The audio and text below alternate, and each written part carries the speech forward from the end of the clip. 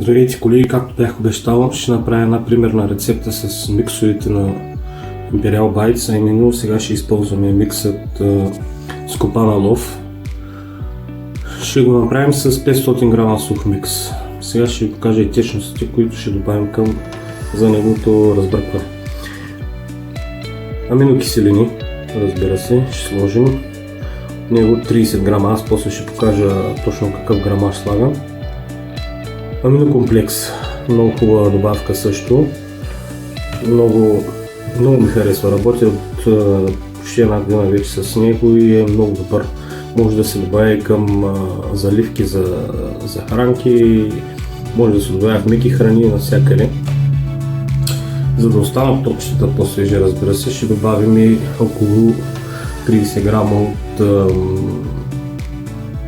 грама от стабилизатора на Imperial. Сега ще ви покажа и аромат. Ето е аромата, Скопана лов. Ето е основата. Ще направим бързи топчета. Няма да са с яйца, ще го направим с ликьор. Ето го ликьора, ЦПК. Ако някой иска да си подсили повече топчетата, аз лично ще сложа. Ще добавим около 10 на тези 500 грама микс. Ще добавим около 10 грама импе. Ето и още едно нещо, което ще сложим, около 1 мл от етерично масло. Това специално е канилена кора. След малко ще ви покажа как ще разбъркаме течностите. Така, предварително сме си приготвили една купа и започваме с течностите. Ето е основата. Царевичен ликьор 150 грама.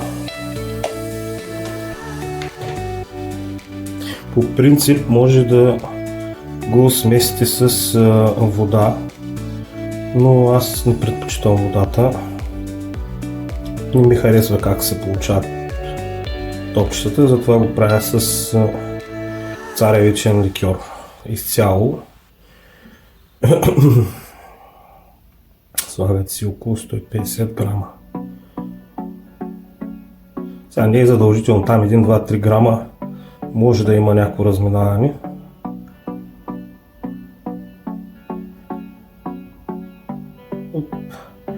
Така. Добре.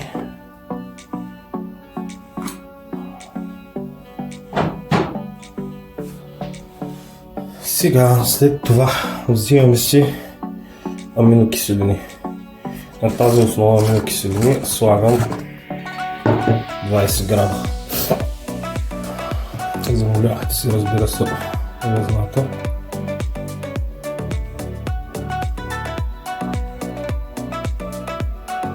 Оп. 20 грама.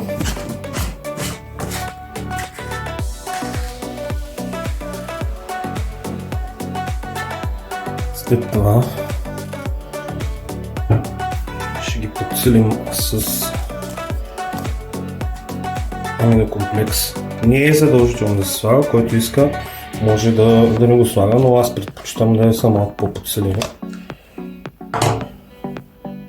Него ще сложим 20 грама.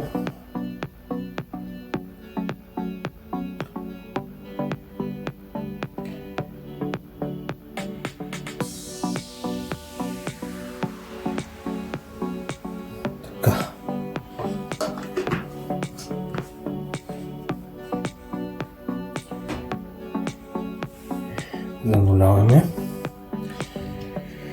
и за да останат топчетата по-свежи дълго време, ако искате, не е задължително, но ако ползвате яйца и нямате къде да ги, ако си правите бавни топчета и ползвате яйца и нямате място във фризера, е хубаво да си сложите стабилизатор. Аз искам топчетата ми да се запазят по-дълго време, понеже нямам място във фризера.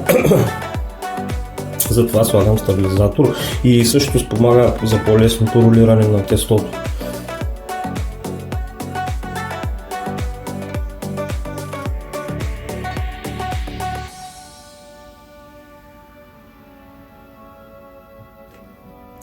Малко повече, но 30 грама слагаме от него.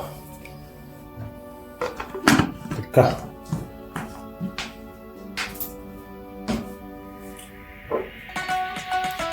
Ето тук на опаковката, това вече е аромата, тук на опаковката пише за килограм колко се слага от 5 до 7 мл. Ние ще сложим 3 мл или 3 грама от скопана в аромата.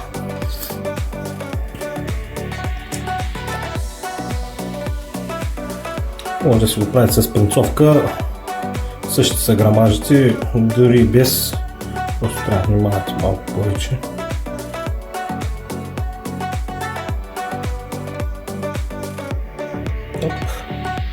Така. Това сме готови. Сега, който иска, може да използва етерично масло. Точно това е на Fit Stimulants. Много хубаво, силно.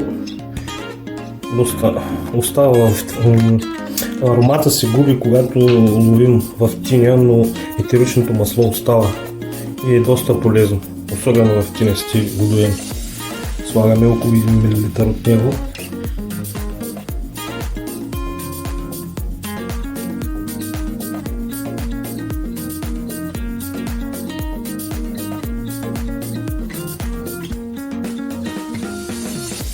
И 10 капки. Няма да има милилитър, но 10 на 11 капки. Така. След което приключихме с течностите. Взимате си нещо, вилица, лъжица, без значение и разбърквате, докато се получи на хубава течност. Homogенна.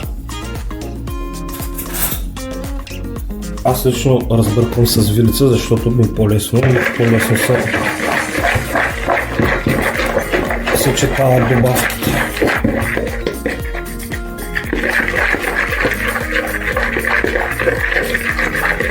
Правим това упражнение, докато всичко се сгои.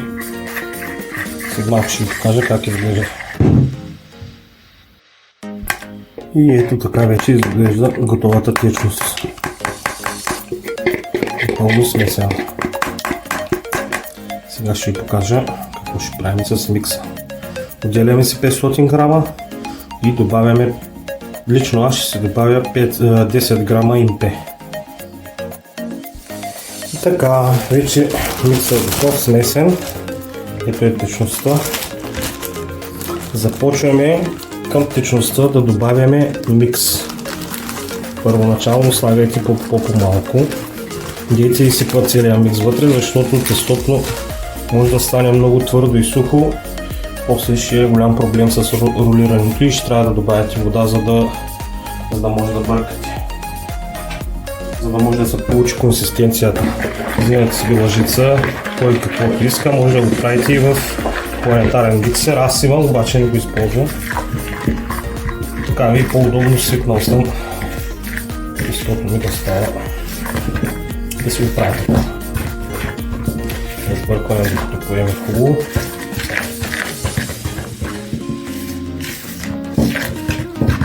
Вижда се, че си иска още доста материал.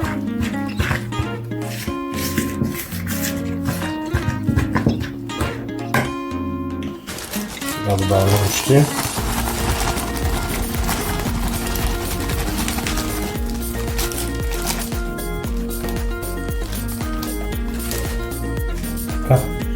После ще ви кажа точно колко сух микс е взело, са взели тези течности, които ви показах. Ще ги притегля и ще ви кажа, за да си имате представа горе-долу.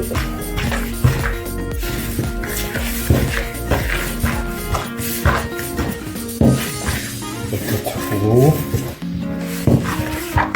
Още доста материал, още доста ще взема. Иска се го.